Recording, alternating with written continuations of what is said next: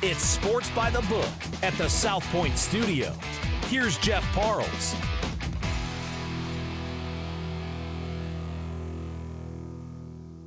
Welcome in. It's Sports by the Book here at the South Point Studio. I'm Jeff Parles. Happy to be with you today. Week 7 National Football League. Sports by the Book at the South Point Studio. Alex White alongside. Congratulations on your Rebs Bowl eligible. Can you believe it? On What October a game, 21st. Too.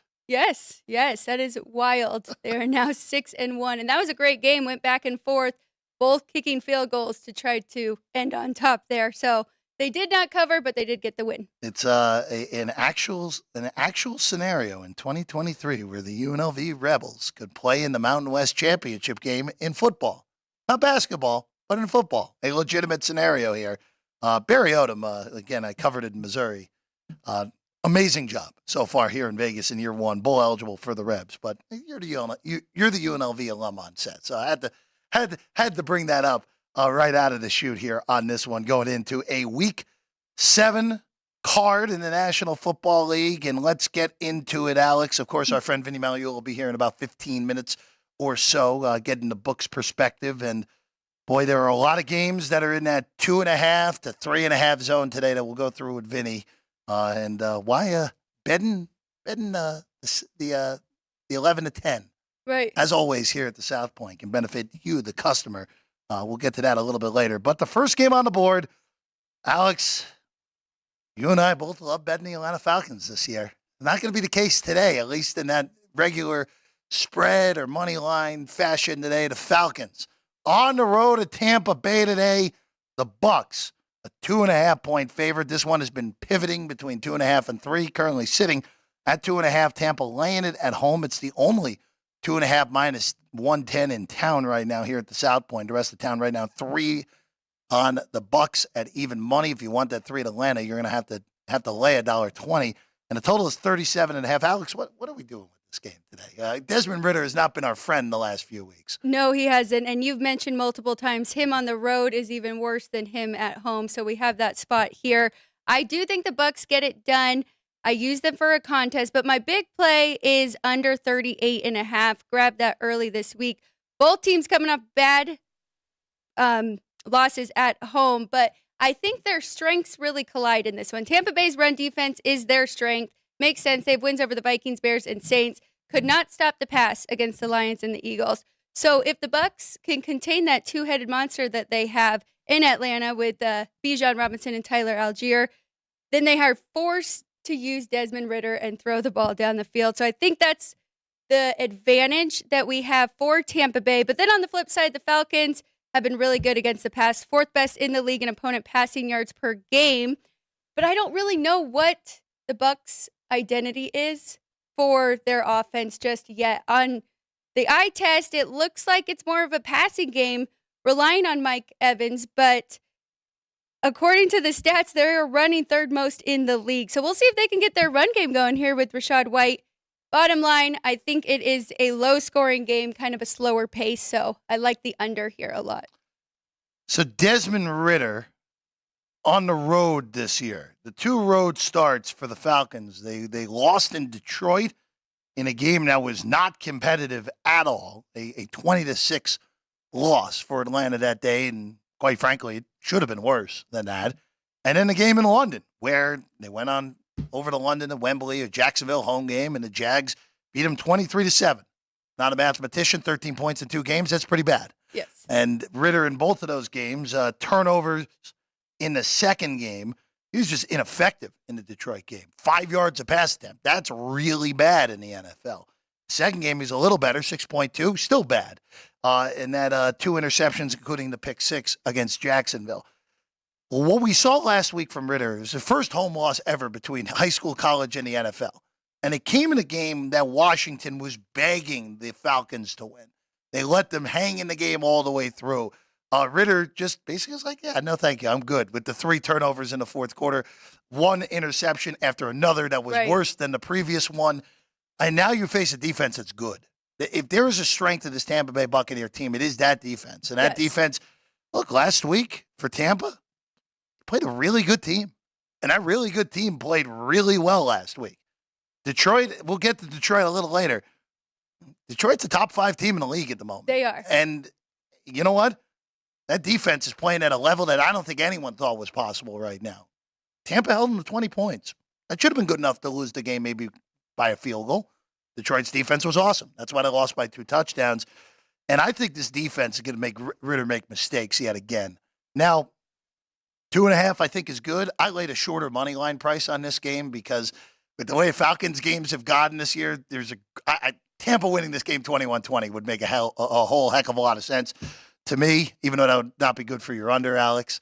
But the Bucs are a better football team solely because of the quarterback position. I agree. Baker Mayfield has done very well this season with the Bucs, and as mentioned, they use Mike Evans very well. And I'm looking to see if they can get that run game going.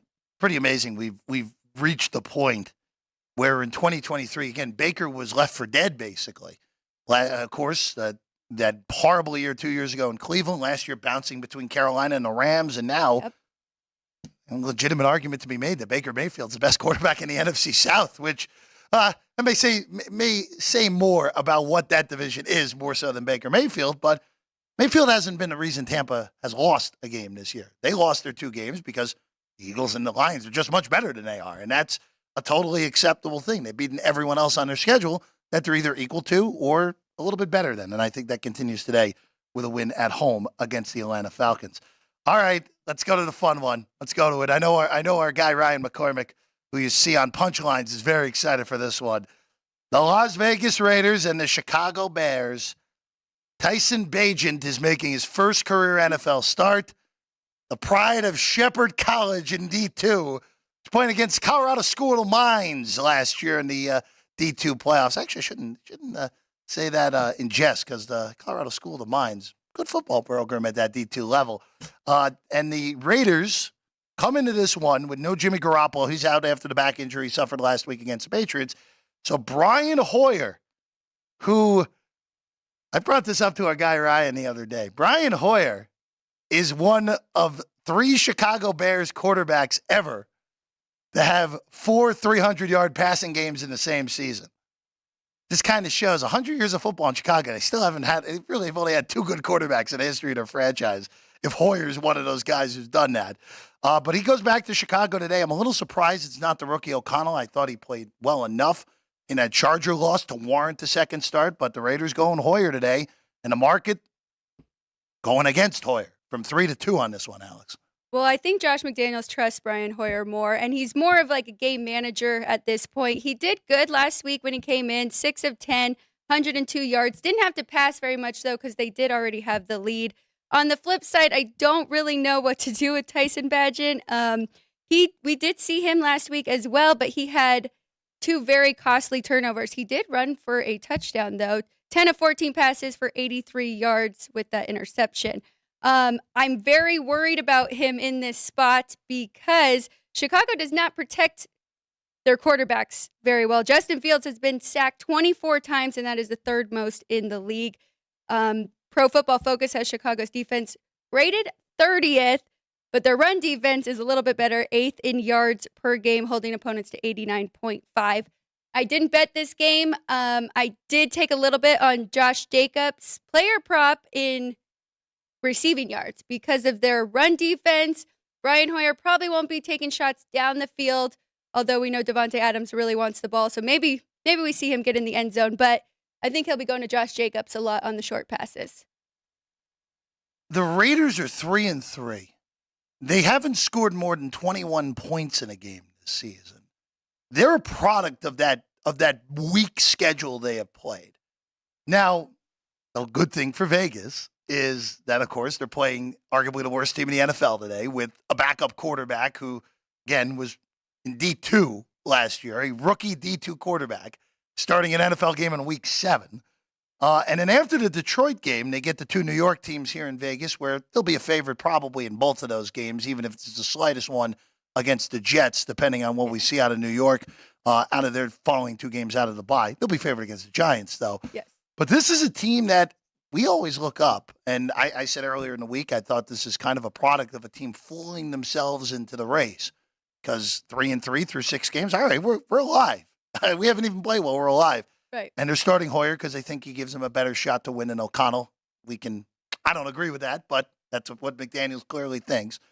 But you win this game today if you're the Raiders. I mean, being 6-4 going into that Miami-Kansas City stretch is in play, which is pretty wild for a team that really has not played particularly well at all so far this year. No, it really is. And their defense really struggled at the beginning. They've made improvements. They've gotten better. But as you mentioned, they've won 2 in a row, but both of those were at home. And I just worry about them here on the road in Chicago. Different environment. So we'll see how this one plays out. Did you have a play on this one? Use the Bears in the contest. Okay. Those type of things at 3, good. Had a little parlay card with a 3.5 also. But nothing at the current numbers. I think the current numbers are right. I don't mind this game over.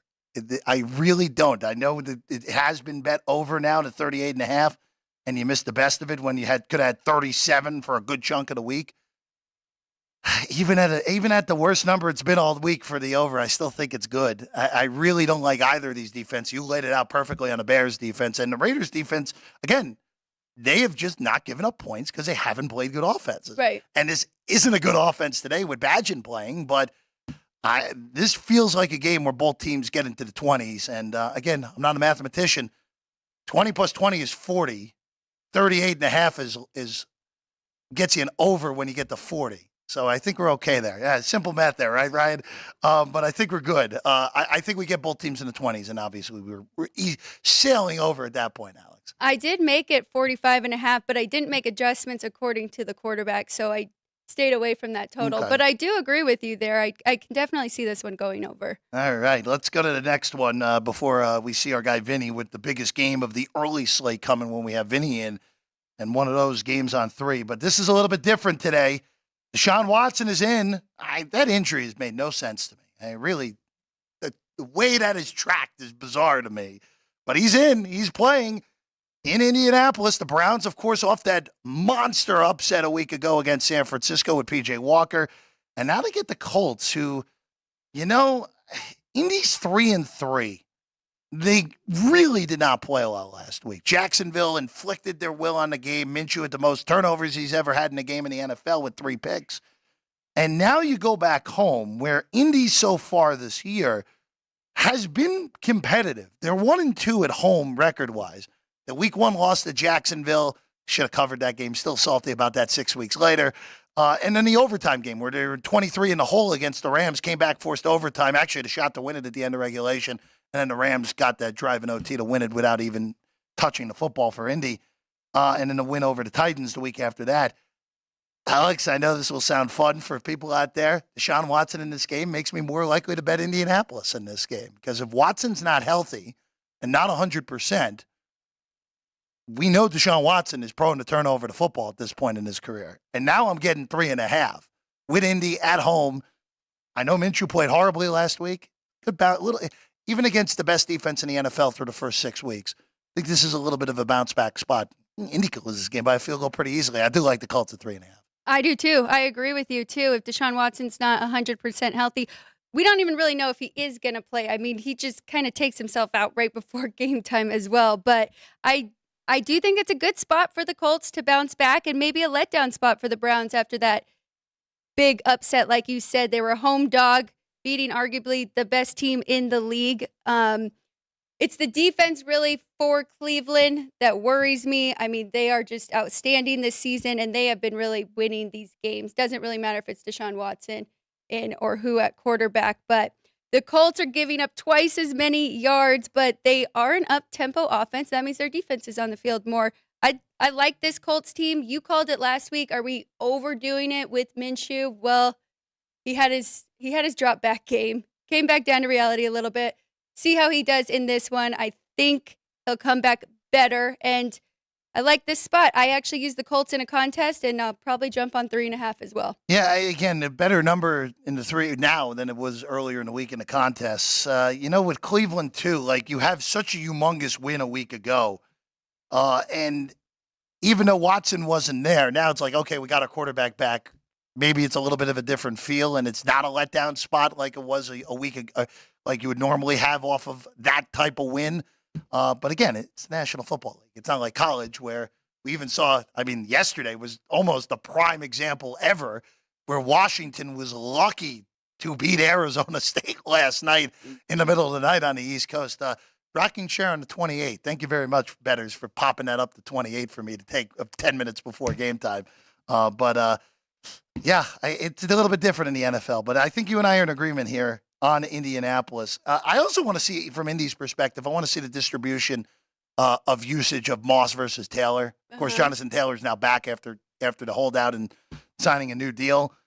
I'm not so certain that Zach Moss isn't better than Jonathan Taylor at the moment. So I want to see how that distribution is against a really good defense and see what Shane Steichen does. Again, Minshew coming off a bad performance. I think he will bounce back in this one. We're going to take a quick break. Vinny Magliulo is going to join us in a second because we have a huge one.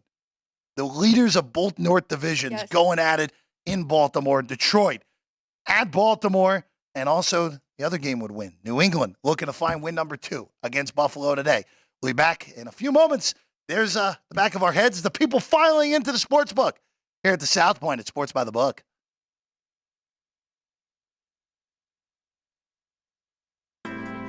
We have 11 amazing restaurants featuring a wide variety for every price range and appetite. South Point's Garden Buffet has something for everyone at unbeatable prices. Or, if hunger strikes in the middle of the night, join us at Coronado Cafe. The American menu offers breakfast, lunch, or dinner 24 hours a day, plus a Chinese kitchen for authentic Chinese dishes from 11 a.m. to 11 p.m. From steak and eggs to wonton soup, it's fast and friendly service 24/7. When you need a quick pick-me-up, you can find it at our state-of-the-art Starbucks just inside the main South Point entrance. Order ahead with the Starbucks app for easy mobile order pickups. Or enjoy your favorites in the relaxing dining area anytime, day or night. If you love Mexican food, Baja Miguel's has all of your south of the border favorites. There are dozens of classics to choose from, like fajitas, ceviche, chimichangas, tacos, and more. And for spirit lovers, Baja's colorful non-smoking tequila bar is right outside.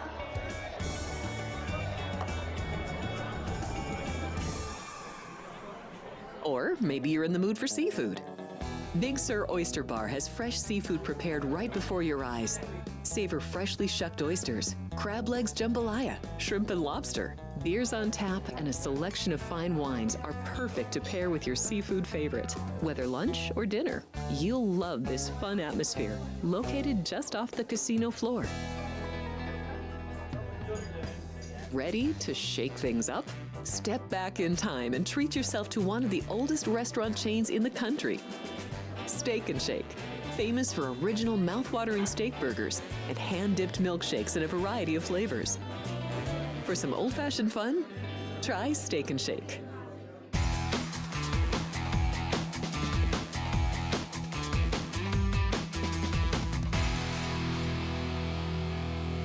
The fans, the bettors, filing in for Week 7 of the National Football League here at the South Point. I'm Jeff Parles, happy to be with you at Sports by the Book. Alex White alongside Vinny Magliulo. Hello. What's up, folks? How's everybody? Look at our people. You Good to love see them out ya. there in the room. By the way, 12 windows, 11 kiosks, 3 windows in the race book, and, of course, mobile apps here at South Point. Vinny, a buffet for the family in the living room today or no? Say again? I'm sorry. A buffet? A food buffet? No, right? Where? At here? Yeah. Oh, in the back? No, we not don't leave. We don't leave. I mean, that and a lot of this. There's no that's no important. decaf. That's important. No decaf. Yeah. Are you a double, triple shot guy, Vinny, or no? As many as they can get in. As many as they can give you. Okay. That's right. Very good. The more espresso, the better. So before we get to Detroit and Baltimore, Vinny, Yeah. I just want to bring up the college slate from yesterday. Yeah. Where Ohio State, they were the right side in that game yesterday. Their defense was awesome, but you're never going to know based off of that fumble holds up the other way. That could have been a whole different result. A game in that changer. game yesterday. A game changer for sure. But I mean, two good teams, two solid teams that really produced a good game. Good defenses. Yeah, and that's really going to tell I think the story the rest of the way, particularly with Michigan coming up for both of those teams. Michigan obviously took care of business yesterday. We also talked yesterday, Jeff. We were talking about the Iowa game, and I mentioned that Iowa is going to have a say in the playoff. And again, just to clarify that, they still may, if they get to the title game, not that they're going to go, but they're going to impact who may not, North Carolina, that loss certainly put the ACC standings and that potential playoff game or that eventual a conference championship game, into the limelight as well. Miami comes back with a big win. So from our side of the counter, kind of an up and down day. Great business, terrific right / handle, and we just grind out some money and give folks the opportunity, Alex, to get it all going today. It was a fun day yesterday. Yeah. I was pretty up and down, but USC Utah going over. Ooh. That was a big win for me. Can't believe Utah ended up getting the upset though. And That was a Utah, little shocking. Caleb Williams' nemesis since he's been there, right? Yeah. He's 0-3 against them, Right. right? Yeah. And they play USC different. I mean, Yeah. everyone's like, "Are you sure their defense is really good?" But they play just like they did the last 2 games in last year, and that was with Bryson Barnes. Were you impressed by him at all? Well, I gotta bring up this quote that Kyle Whittingham said after the game after Utah. Great coach, by the way. Well, there's a layer of toughness with Utah that USC just doesn't have. That's why Utah has dominated that series over especially the last on few defense. years. Yeah, look, USC's defense needed to get one more stop last night, and they couldn't do it. Kyle Whittingham, after the game, they've got a Heisman Trophy winner at quarterback, so they're going to make some things. And that's just the way it is. But we got ourselves a pig farmer at quarterback, so we're proud of that guy too, referring to Barnes, who played great last night. Hey, He did. Listen, the pig farmers do a lot of they do amazing things at different times. But today's is all about the NFL. 100%. And by the way, just before I was just with Chris Andrews and Jimmy Vaccaro, we just went to Buccaneers. You're at 3 now. Up to 3. So just before I came in, toggling back and forth between 2.5 and 3. And I think before the show today, we were talking about 3. And how some operations move the money on 3. Here at South Point, we don't. Everything is 11 to 10 in terms of the numbers. Okay, and again, whether you move money on 3 or you don't, that's a matter of preference. It's not a critique. It's just the philosophy here at South Point. So if you're looking to bet, you're always going to lay 11 to 10 here. You're not going to take 3 and have to lay $1.20 or maybe lay it for $1.20 instead of going to 3.5. So everything is at $1.10, and from our side, look, 3 the most important number, the key number in the NFL. There were quite a few games today where we don't need the favorite to fall 3, and but if it does, we'll pay you, and know that you'll find your way back to the counter or your mobile app. But again, always at 11 to 10 here at the South Point, and same on the app as well. Let's get some games here that actually are 2 of them are on 3 here, Vinny, and of course you bring that up. The rest of the market right now, if you want Atlanta at the 3 that you mentioned, at a flat minus 110, the minus 11 110 on both sides. The 11 to 10, it's the only place to do it. Everywhere else is $1.15, $1.20 on that Falcon side. So if you want that number, the best one right now on Atlanta anywhere, right behind us here at the South Point or on your South Point mobile app. That's right. Your app is on, right? You got that? As always. Okay. As always. Very good. Good answer. Vinny, this is a very important screen in front of me. I know you have your computer in front of you, though, That's as right. always. The 1,000 sheets that you have in front of you, as always. This is what you call the old school computer. This is the original computer right here, right in front of me.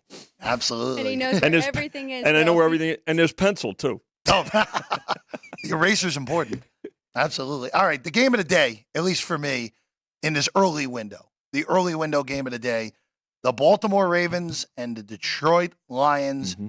Vinny, Baltimore's 3. The total actually just bopped up to 43.5. And this is one of those, again, this open 2. People have steadily bet on Baltimore. Just a really good football game on paper between the 2 North Division leaders in each conference. Yeah, two good defenses as well. I think the Lions present a better offense than the Ravens have seen. Even though no Montgomery here, we did just go to 43.5, Jeff. Right as I was walking in. Yeah, they laid the Ravens. They laid the 2 earlier in the week, and again, the numbers here at South Point. Chris releases them on Sunday night. So again, look for Week 8 tonight after the primetime game between the Dolphins and Eagles goes off. So here at South Point, next week's NFL will go up, and then tomorrow morning the colleges. But this one here, the Ravens 2, they laid the 2, they laid the 2.5, and we're at 3. And again, if we need to go back to 2.5, we'll do it, and it'll be at the -110 for both sides, Alex. As mentioned, this is definitely the best game in the early window. I lean to the Ravens here. I have not bet it. I think I've been against the Lions a little too much. And now, as you mentioned, they're a top 5 team. Both these teams are legit teams and both well coached, both elite quarterbacks. I think, as you mentioned, Lions have a little bit of edge with the offense. Might be windy there, though, which could affect Jared Goff. And I think the Ravens, as good as Detroit's defense has been, the Ravens have the edge on the defense. They are the second best in opponent yards allowed. So, edge there for the Ravens, but I haven't made a bet. Both of these teams are really good at stopping the run. Mm-hmm. Now, Detroit is running back injuries. Montgomery's not going to play, Yes. but Gibbs is making his return. We haven't seen him in a few weeks. He is back. But the one thing, and Vinny, you and I have talked about this, and Alex, we talked about this too with Baltimore. Something just doesn't seem right with them. They're 4-2. They're leading the division. Their defense has looked really good. Last week, they were the healthiest they've been in probably 3 years, in all honesty. Yeah. And they really struggled to put that game away despite covering against Tennessee a week ago. I think there's a bit of a transition in terms of the way Lamar Jackson's playing, right? I don't think that the team wants him to run as much. I don't think he wants to run as much, but yet there were often times, right, instincts take over. And you know, that. So I think it's a matter of, you know, kind of still trying to find a new rhythm, if you will, with him. So I think that's playing into that, Jeff, to your point. I will say this. I think Detroit is the better football team, but it is a really good home field advantage for Baltimore. Wind will be a factor in this game, a steady 15-mile-an-hour wind. So maybe Jared Goff is not as effective. We have seen Jared Goff in inclement weather blow up in the past. But with that said, my favorite play in this game is the under at 43.5. So I'm going to wait this thing out. Maybe we'll get 44 by kick and go under that. But I think this is the day for the defenses on a day that I do think overs are going to make a comeback, Vin. You know, what's interesting, too, is, I mean, last week, 3 games went over, right? I mean, 11 games went under. And, you know, when we've seen that in the past, in fact, earlier this season even, where there was a preponderance of unders one week, the next week, there were a lot more points scored. So we may very well see that today. Alex, I don't know if you're involved in very many totals this week, but I know you pay very close attention to them as a pro. I do love totals. I'm on more unders than overs. I've got one over that I love and then a couple unders. But I do agree. I think this might be one of the more lower scoring games. Stay under that total. But you do have to mention that the Ravens, I know they're working through their kinks offensively, but we've seen this great Ravens offense. They put up 28 points on that great Cleveland defense. So good point. Yeah. I do think they have the edge in this one. By the way, the biggest decision of the morning is kind of it's an opposite of what we've seen earlier this year. Every week so far, we've seen Raider money. We need the Raiders today. Okay. So I mean, you look at it and you say, "My gosh, look at the quarterback situation, and everything." But that's what it's also part of the attraction of the NFL. What drives people? Some of the games that get the most attention, I think, surprise you. I think this is one of them. But we've seen Raider money for the first 6 weeks. Here we need the Raiders. This is one of, if not the biggest decision of the morning. Now, what else helps drive that you have to remember too. First of all, it's the Raiders, which always draw attention. But the locals, Raider fans will bet, but they bet against the Raiders today. There's 6 teams that are on a bye this week too. Yeah. So that's going to draw. It's not like people say, "Well, I'm going to bet less money today than I normally would because there's 6 teams not playing, 6 teams on a bye." They're just shifted. Right. And one of the shifts came in this particular game. But it's also some very respected money that's come in here on the Bears at home. So again, the game opened with the Raiders as 3-point favorites last Sunday night. They took the 3, they took 2.5.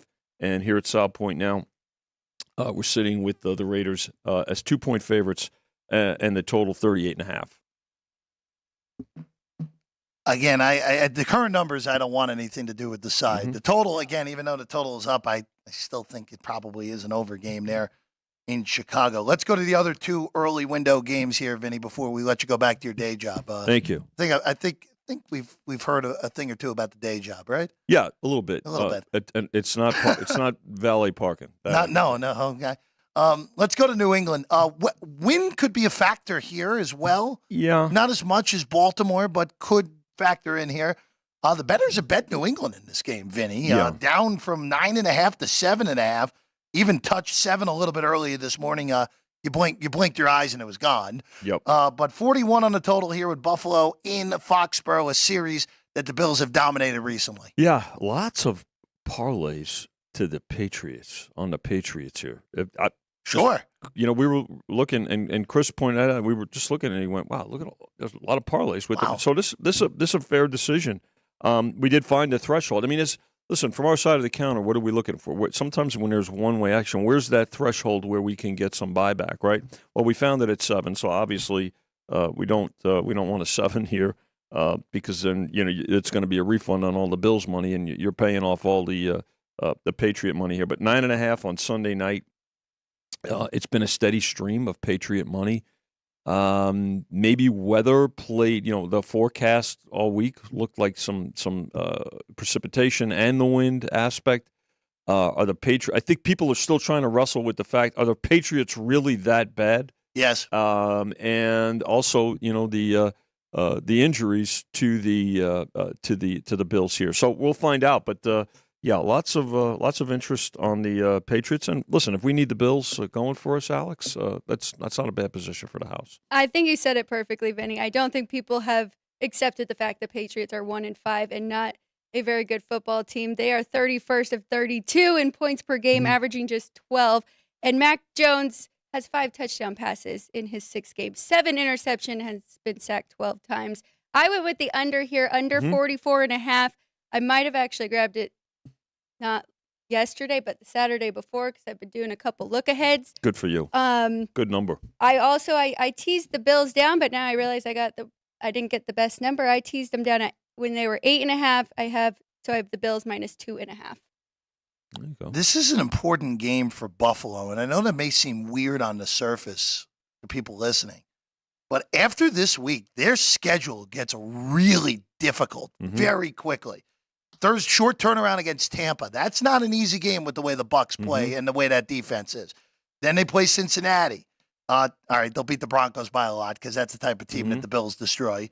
Then after that, the next 5 weeks, the Jets, who Josh Allen always plays terribly against for whatever reason, at Philadelphia, at Kansas City, Dallas, at the Chargers. Yeah. And then Miami's the final week of the season in South Beach.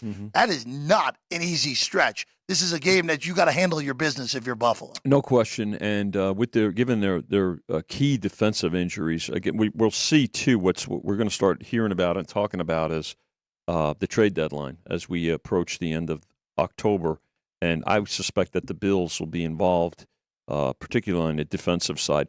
I don't want to lose sight of something important that Alex just mentioned too with her teaser. When she said that she bet and has the Bills at minus 2.5. If you notice, she didn't tease 6.5. She didn't tease down 7 points. She laid less juice with the 6 and going below the field goal on the favorite there. So let's remember that as you're playing teasers, folks. What is the number that you're obviously not only taking in some cases, but what you're laying? So good play on the under, Alex, and the teaser still, even though it could have come down, but you didn't lay the extra 10, 20, or 30 cents on 6.5 or 7. Well done. All right, Vinny, one more before we get you out of here, because this is another one that's on 3. And again, there are some 3 minus 15s on the Giants, so make sure you're getting the best 3 you can here at the South Point. Big Blue at home after a game they should have won last week in Western New York. Yeah. Hosting the Commanders, who went on the road and beat the Falcons to move to 3-3. Vinny, Commanders are 3, and this total's been socked down from 40 to 37 on this one. No Daniel Jones again. Tyrod's going to start for Big Blue. Yeah, I suspect now, even with I think with a game under his belt, I think Tyrod is a veteran. Probably realizes that he made some poor decisions last week. Giants defense, I thought, played extremely well. They're excellent last week. And gave them an opportunity to win. 3 here. Again, they laid 2 with the Commanders, laid 2.5. We're sitting at 3, and it's 3 flat. If we have to go back to 2.5, we'll do it at minus $1.10, Alex. I didn't bet anything in this game, but I do have the Giants +3 on a contest. You mentioned it. Defense did very good against that Bills team, and Tyrod Taylor, he is a good quarterback. Bad decisions at the end of the half and the game, but I think it's a good spot for them. Washington finally snapped their 3-game losing streak over the Falcons. As Jeff mentioned, they tried really hard to give the Falcons that game, and they wouldn't take it. So feel pretty good about getting the points here with the Giants. Yeah, I know we're up against a break, but I did want to point out a couple of other games, too. The Eagles game tonight, Eagles are up to 3. Yep. This is probably the healthiest that the Eagles have been all season long, including week 1. So they did open 2, laid 2.5. We're sitting at 3. And tomorrow night, the 49ers, 6.5, toggling between 6.5 and 7. I suspect this. Well, it'll obviously be impacted by what's rolling to it tomorrow, going into tomorrow night. But we know no Deebo Samuel. McCaffrey, probably a game-time decision. How do those injuries impact the number? Well, they're clustered, too. Some offensive line injuries as well for the 49ers, too. So will it go through 7? I don't think so. It's probably going to come down, if anything. But, again, 49er money line parlays and teasers, and folks think they may bounce back. Even the McCaffrey injuries is obviously the most important one. See, Samuel, of course, out. He's out for a couple of weeks. Probably not until after their bye. After the bye is what the expectation is on the Niners. Can we ask Vinny about the Seahawks? Really Go ahead. quick? Yes. Yeah, sure. Line move this morning, right? Yeah, all this morning, Alex, and it's parlays, teasers. Again, 8.5. We did get down to 7.5, but it's been all. Chris and I were actually talking about this, and this is money moving to the Seahawks side here. Pete Carroll making adjustments, even with the offensive backfield injuries for the particularly with the offensive backfield injuries to the Cardinals. No James Conner. But in a poor second half, particularly by Geno Smith last week, I think the thought is that they'll probably bounce back here at home. But this is all money. This is laying the price, laying 7.5, laying 8, laying 8.5. Teasers galore on the Seahawks, as well as money line parlays. Yeah, we're getting to the point where I actually think it's a little aggressive on this. If we somehow touch 10, 10 will be a take. I mean, people will take Arizona. It won't be there for very long. No question about it. On that one. By the way, back to the Giants. Yeah. The Giants are winning outright today. Outright. So outright. Like them on the money line. On the money line. There you go. There we go. There you go. If you like, hey, listen, again, in a close game, if it's 3 or less, and if you like the dog, you obviously think they can win the game. So maybe you put, a quarter or 30% of what you were going to put on the game, touch the money line as well. Yeah, $1.35 on the Giants on the take back if you want to take them at home. Boy, what an ugly game that could be, though. Not if you cash, Jeffrey. Hey, not if you cash. Hey, if the Giants win the game 6-4, the money's still green. Vinny. That's right. If we get 6-4, that would be kind of By funny. the way, if it winds up 6-4, we'll pay you. Yes. Oh, I know. For sure. We'll pay you no matter what the score is. Vinny, go back to work. I'm going. All right. Very good. When we get back, the 2 LA teams in action, Green Bay and Denver, and, of course, Alex and I's thoughts on Sunday Night Football as well. The last 20 minutes or so on Sports by the Book coming your way next.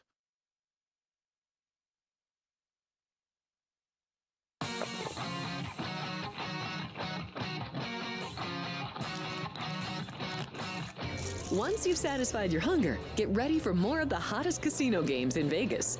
Our 24-hour, 30-table non-smoking poker room proudly hosts all the most popular poker games with a variety of betting limits. Visit the poker room for a schedule of daily tournaments. Whether you're going to hold 'em or fold 'em, the best place for poker is at South Point Casino. You'll notice that our craps tables are usually the loudest in the casino. If you've never played, join one of our free craps lessons to find out what makes this game so exciting. Check with the craps dealer for schedules and give it a roll. Bingo is also an exciting way to spend your time. We offer 7 sessions of bingo every day. And each session includes a cash ball jackpot, 12 bingo games, a progressive double action game, and a $10,000 bonus coverall. Electronic units are available. If you haven't played bingo with us, give it a try today.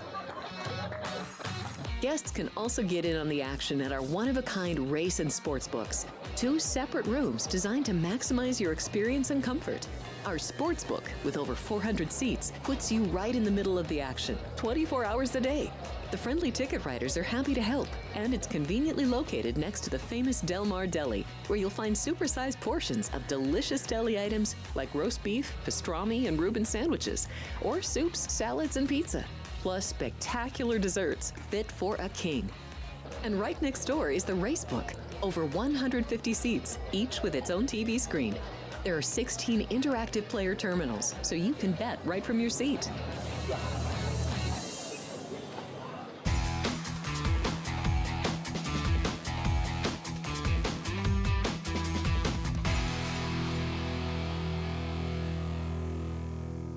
Welcome back in. Final segment for us here at Sports by the Book at the South Point studio. I'm Jeff Parles, Alex White alongside, of course, last man standing champion in college football from a year ago. We both had interesting college days yesterday. A lot of up, a lot of down, a lot of a so-so.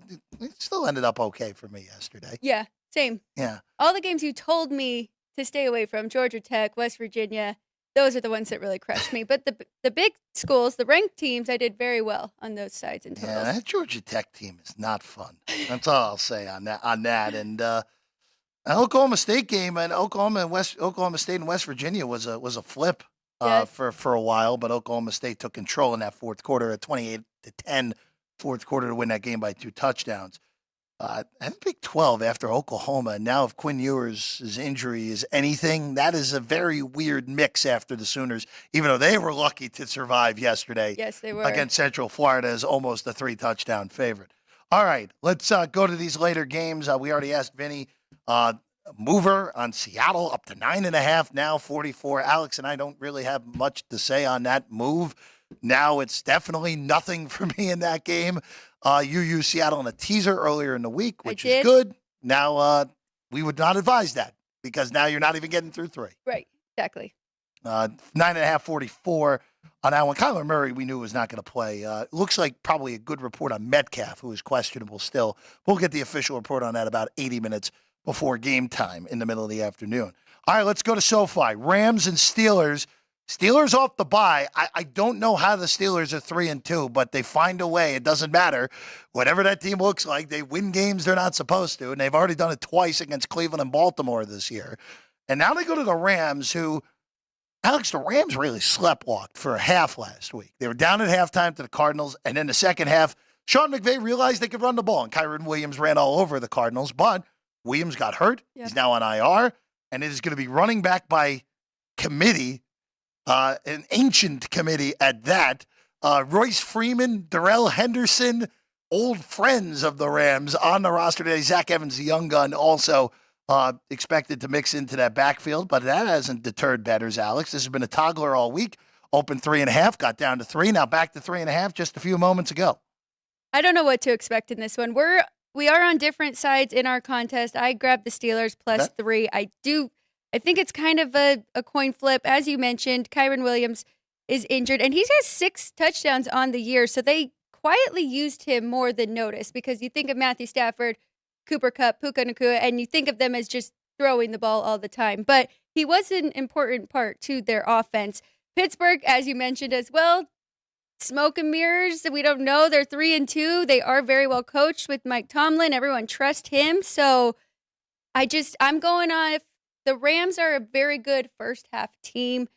Besides last week, they did put up 20. But before that, in their 5 games, they were averaging 8.4 points in the second half. So I'm looking at this to stay close, hoping to maybe the Rams win by 1 or 2, and I can cover here with the Steelers. I know that's not good for you, but it's one of those games where for the Rams, and looking at the way the NFC is going right now, the 49ers, the Lions, the Eagles, and the Cowboys are a step above everyone else. But then there's a whole big old mix after those teams. There's no reason why the Rams can't be team number 5 in the NFC. As long as Matthew Stafford stays healthy. That's the big if with this Rams team, as always. But the offensive line has gotten a little bit better as the year's gone along. I still have a lot of questions about that defense long term, other than Donald, who we know how great Aaron Donald is. But they have an elite coach. They still have a top-tier quarterback, even at an older age and with injury problems in Stafford. But this is a game, if you're going to be a playoff team and you're going to possibly get that 5 seed. Remember, they smoked Seattle earlier in the year, so they have a tiebreak on them. You win this game at home against a team that is similarly talented to you, and I would argue actually is less talented as a whole than the Rams. So, again, at 3.5, I'm not really interested. But if this comes back to 3 flat, then yes, I would advise go ahead, take it on the Rams, even though I don't think we're getting back to it. All right, how about another game we're opposite on here, Alex? The AFC West battle. Boy, the Chargers missed an opportunity on Monday night. Justin Herbert just missing too many throws in that game against the Cowboys. Cowboys won and covered on Monday night. The Chargers are underwater, amazingly enough, even with all this talent yet again, 2-3. And now they go to Kansas City. They're 6-point underdogs now. That actually got bet up last night from 5.5 to 6.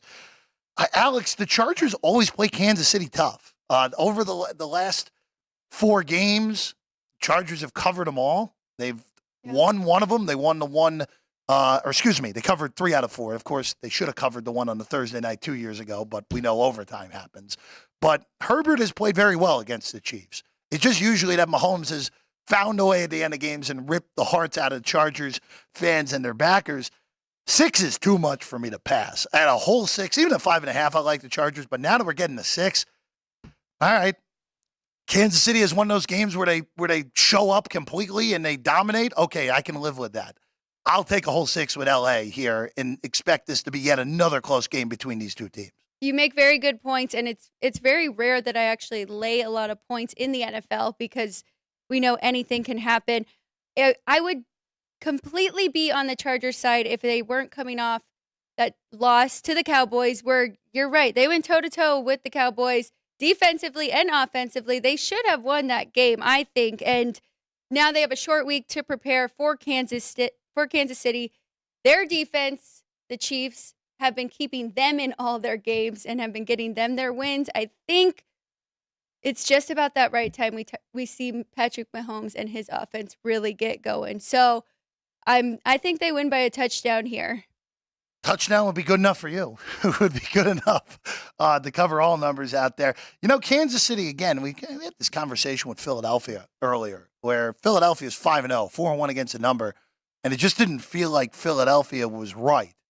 Of course, that then showed up in a big way with the loss to the Jets. Kansas City so far this year, they're 5-1. The only games they have not covered, number dependent last Thursday, but all closing numbers got there at 10.5, winning by 11. But they didn't cover against the Jets, and they didn't cover week 1 against Detroit. Other than that, I mean, they're 5-1, they're 4-2 against the number, which Kansas City has struggled over the years, especially in this Mahomes era when they've been big favorites to cover numbers. So it is one of those interesting ones where it's like, all right, you wouldn't think that they're doing this well against the number this year. They don't look as good, but hey, here they are.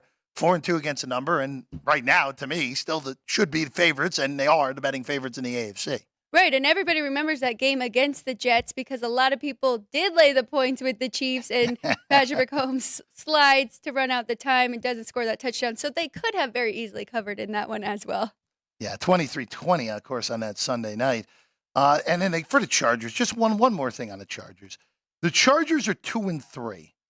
I know Herbert didn't play well last week, but Herbert is still one of the 5 most talented quarterbacks in this league. So explain didn't play well. He overthrew a couple passes. He was inaccurate last week. Yes. Yeah, he was Overthrew a little bit. he was inaccurate. He just his decision making was fine. The interception at the end of the game, I'm not really going to get on him. You're trying to make a play, you're trying to get in field goal range late with no timeout, so be it.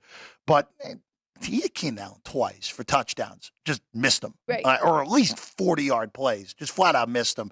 You don't see that very often from Herbert. And for the Chargers, look, it's not the most difficult schedule in the world. But do you really expect the Chargers in a stretch after next week where they play the Bears on Sunday night, where I think that feels like a game where the Chargers do one of two things. Either let the Bears, especially if it's Bajent, let them hang in the game for no apparent reason and have to sweat it out the whole way even to win it outright, or they just run them out of the building. Those are the only two possibilities in that game. But then the stretch after that, the 4-week stretch of at the Jets, the Lions, at Green Bay, and Baltimore, 1-3 is squarely in play in that stretch for the Chargers. So look, it could be uphill battle here to even make the playoffs with a team like that, which not good. Not good if that's the case the Chargers. Yeah, and a lot of people had the Chargers actually winning that division over the Chiefs, and now they're sitting behind the Raiders. So yeah. To your point and to your side, this is a very important game for them. All right, let's go get these last two in here for the Sunday slate. The Denver Broncos, 1-point underdog today against the Green Bay Packers. 44.5 the total. Boy, Alex, I'm sure I'm not going to like myself by about 2 o'clock Pacific time. I bet the Broncos. Oh, boy. There's no rhyme or reason for this. You look at the stats. They've been really bad on defense, as we know. Russell Wilson, the stats aren't that ugly, but when it's come to winning time, he's been dreadful this year. But I'm in the camp of the Green Bay Packers should not be a road favorite against basically anyone in this league. And there's no, the Broncos are 0 at home. They're 0-3 at home. It'll be the first time in a very, very long time that they've started 0-4 at home. We're talking 30-plus years at this point. I like the Broncos to win this game outright. Forgo the one. Just if you're getting a plus price, take an even or a plus 105 on Denver on a money line if it's out there. Jeff, I'm with you. So there we go. we'll both know at the end of this day how we're doing. But Broncos +2 also did take them on the money line. We did see their defense step up last week against the Chiefs. They did hold them to 19 points. That's kind of all I've really got to go off of. Besides also the Packers, we don't know what we're going to get with them. Offensively, they're kind of just in the middle of the pack for most categories, but they lost to the Raiders at home. They lost to Atlanta. On the road. Mm-hmm. These teams are at home. So I feel like this is kind of a similar situation, like a Jimmy Garoppolo or a Desmond Ridder. And maybe this is where Russell Wilson gets his win at home. It has to be over the Packers. Jordan Love was awful last time we saw them. Of course, they had a bye last week. A game here in Vegas that, quite frankly, Green Bay probably should have won. Yes. And Love played as bad as you could have asked for against a mediocre defense. And that's another reason why I like the Broncos. I think, again, defense played well. That was a funky game for Kansas City, though. And Russell Wilson could have done anything. That actually could have been a real sweat for the KC outright backers and moneyline parlays. So we'll take the one or outright. Probably better outright. Just bet them outright. Take the extra cents on the Denver Broncos against Green Bay. All right, let's go to Sunday night here to wrap things up here. Before you got to get to your South Point app to make sure you get your bets in time before 10 a.m. Pacific. Miami at Philadelphia. The game of the week on Sunday night. Alex, the bettors have now taken it all the way to 3. So the best number in the city is on Miami here. 3 minus 110, taking it with the Dolphins. 52.5. The Eagles are the healthiest they've been all year. Everyone who is on the injury report that matters. Slay, Johnson, Carter. Devontae Smith appeared on there as well. They are all expected to play on Sunday night against Miami, who, again, their offense has been prolific. There are 80% touchdowns in the red zone, which is unheard of and is far and away the best in the league in a year where teams can't score in the red zone. But this kind of feels like a spot where I think Philadelphia is going to win this game and win this game comfortably, Alex. This feels like off the horrible performance, a game they had no business losing to the Jets last week that they lost at home, raucous crowd that doesn't have eyes on baseball tonight also. It's all eyes on the Birds. for the city of Philadelphia with the Phillies back at Citizens Bank tomorrow night. I think this is a Philadelphia rolling here. And Miami's one test this year so far, they failed it. Buffalo smoked them in week 4. Yes, they did. Okay, we're going to sweat out the Broncos. We're on the same side. But this one, we are a little bit different. Okay. First, my favorite bet, my bigger bet, is over 51.5. That Okay. number must have moved up already. 52.5 now. Okay, so that I took early this morning, about 6 a.m. But love this spot here. I think it's going to be a shootout. And people are talking about Miami's defense being really bad. And the Eagles aren't that much better. I mean, they're 5th worst in the league in the receptions allowed per game. So I think this is where Tyreek Hill and, of course, Waddle can get some receptions and move the ball. They are good against the run, but when I dove in, they're second best in opponent rushing yards per game. When I dove in the last 3 weeks, when they actually faced teams that had a good run game and a dynamic running back, they weren't as good. They gave up 104 rushing yards to Washington and 2 rushing touchdowns. So I don't think Mostert is completely going to be shut down here as well. I think we have a shootout, and I'm looking forward to it. I hope that is the game that we get. I think that's the game that most of us want. Last but not least, I did sprinkle a little take the money line with Miami, with the Dolphins here, because if it is a shootout, it's really going to come down to who scores last. So you have a chance in that scenario. So they just moved it back to 2.5 behind us here. The threes just went to 3 even on Philadelphia as well. So a little bit of movement on that game a little bit before these 10 a.m. kickoffs come through. And again, for Miami, they're going to make the playoffs, assuming Tua Tagovailoa stays healthy. There's no doubt about that in my mind. But to get the taste, even though, again, they're 5-1, they scored 70 points in a game, and yeah, that was a bad spot. You score 70 the week before, and then you get Buffalo the week after that. That's exactly what I'm thinking, too. I'm just curious here with this schedule. They get New England next week, a game that in the past you would think, all right, we know what's going to happen here. Miami's way better, and they're going to be a big favorite in that game. But then they have the Chiefs in Germany in that first Sunday of November. So they're going to have both of the 2 Super Bowl teams in the next 3 weeks. We're going to really find out where this Miami team is. Go through that stretch 2-0. Okay, might even be the Super Bowl favorite, the AFC favorites by the end of that stretch. Go 1-1 with 2 close games. All right, you know what? Yeah. They're ready. They're ready for the moment. They go 0-2. Maybe that elite offense isn't quite as good as we think it is. You're completely right. That would make them 0-3 against those 2 plus the Bills. Yes, the 3 good teams they would have played if they lose Kansas City and tonight, they would be 0-3. And that's kind of the show of, all right, maybe this team isn't quite as good as we think. All right, well, that's all the time we have. This has been Sports by the Book. Big thanks to Vinny Magliulo for hopping in as always. Alex, always a great job. We'll see you.